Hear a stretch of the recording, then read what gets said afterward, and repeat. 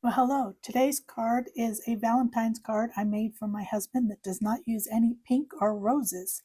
I'm going to use Gina K's new stamp called Cozy Cottage. And what's nice about it is, if you could see it here, I'll put a little pink background on it. This set comes like a little house. And I have a stamp set that I will use that is more for him and I. So I'm going to do the stamp set. One thing I did notice was that if I stamp it out on the pink, you can make like a pink house, or I have some craft paper, and that's probably what I'll do is I'll stamp it out on craft, and then that way I can just color it the way I want and it would be look more natural. This is a larger set, as you can tell. It doesn't fit on a regular A2 size card. Let's see, it's a little bit too big. Oh, this may just, no, it's going to go out past the A2 size. So if you're going to be making a typical 5x7 card, which is what I'm going to do, this will be a great stamp set. And one other thing that's on this stamp set is that it has some really nice sayings. It's got "enjoy the little things," "the first blossoms of spring always make my heart sing," "despite the forecast, live like it's spring." I love that. Since 2025 is not starting out exactly as we planned, I think that's really good. And the other one is "spring adds new life and new joy to all that is." So, and it has the flowers and the trees. And like I said, I have the die cuts. Follow along as I create this card. I know when I have in my mind how it's going to come together. So I hope you'll stay with me as we create this card. And let's get started. I'm going to cut this in half.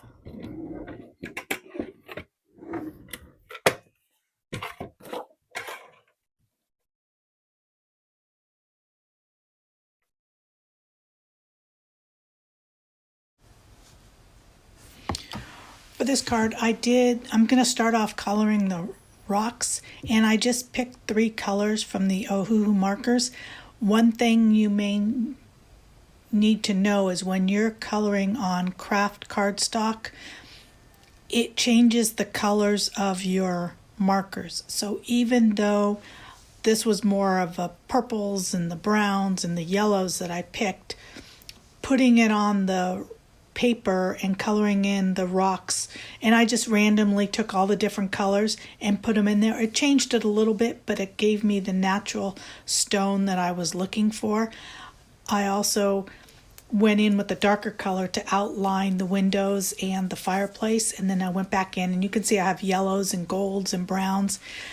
For the windows, I went in with the black gel pen and did the outline of the window panes to kind of give it a more of a dimension within the window frame.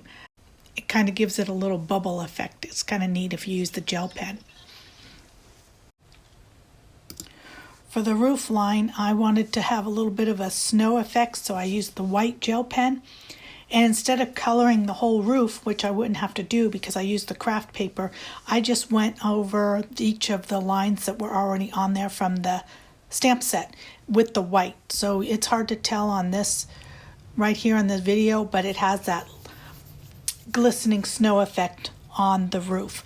I also went in along the ridge of the roof line and kind of put a white line up there to give it the more snow effect. Kind of outlines that top ridge with the gel pen. For the front of the house roof line, I went in with the BG070, which is a cool gray.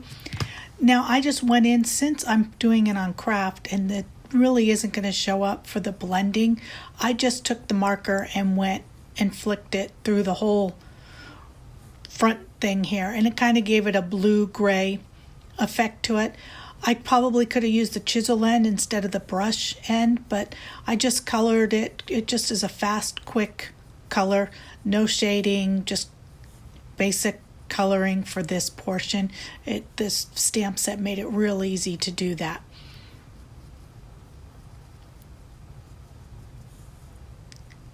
And then I used the same color to do the door. I was going to do the door in a brown, but the blue, it just kind of felt that I needed that blue gray down there as well. So I did just the door. Then for the pillars of the wood line, I was trying to accent the wood grain that the stamp has. And then I remembered that I needed to go in and do the front stoop here. And instead of doing each individual rock stoop, I just blended it all in one. It just needed to be one color. And for the windows, I went in with the yellow. Like I said, it changes the colors. This is a bright yellow. The Y1 is actually, I forget what color, I can't see. But it's a bright yellow. But putting it on the windows and craft, it just gave it a gold effect. And I liked it, so then I went in and on the pillars, I decided to make those more of a yellow brown. There's not much to color, but it just gave it a little depth than leaving it the craft color. So that's it for the coloring. Now I went in to do the die cut. Like I said, I got the dies from Gina K for this set, and it comes with the backing already, with magnetic backing. So that works out really nice for the dies. So I picked the house one, and I went and I cut that out on the craft cardstock, and I then went and assembled the card. For the card base, I'm using the Nina Solar White card. I've cut it down to, it's 10 by 7. I'm going to score it at 5 to make a 5 by 7 card.